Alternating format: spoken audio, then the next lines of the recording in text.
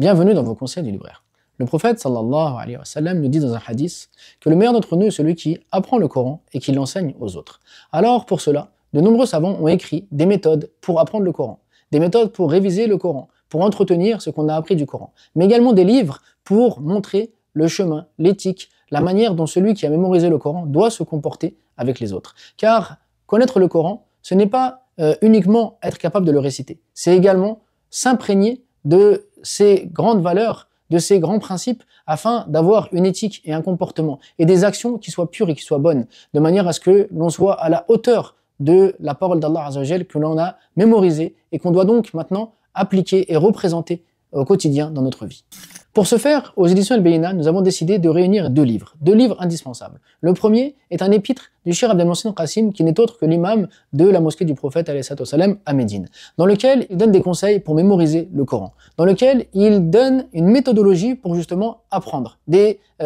pratiques quotidiennes qui vont nous permettre de nous familiariser avec l'apprentissage. Mais il donne également des conseils pour réviser le Coran, c'est-à-dire il y a un certain nombre de pages qu'on a appris. Comment est-ce qu'on va réviser ces pages? Combien de fois on va relire chaque verset? À quel moment de la journée, etc. Donc c'est vraiment un guide pratique pour celui qui veut apprendre le Coran, mais également pour celui qui l'a appris et qui souhaite le conserver. Dans la deuxième partie, nous avons traduit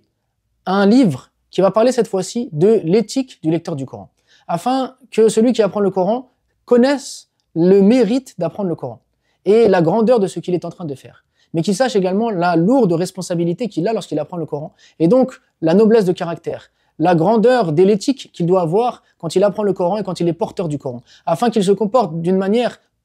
bonne et perfectionnée vis-à-vis d'Allah Azza wa Jal, puis vis-à-vis de lui-même, puis vis-à-vis des autres, et qu'il sache comment se comporter lorsqu'il lit le Coran, autant dans sa récitation que dans la manière de se préparer dans la récitation, mais surtout dans sa manière de vivre et d'appliquer le Coran au quotidien.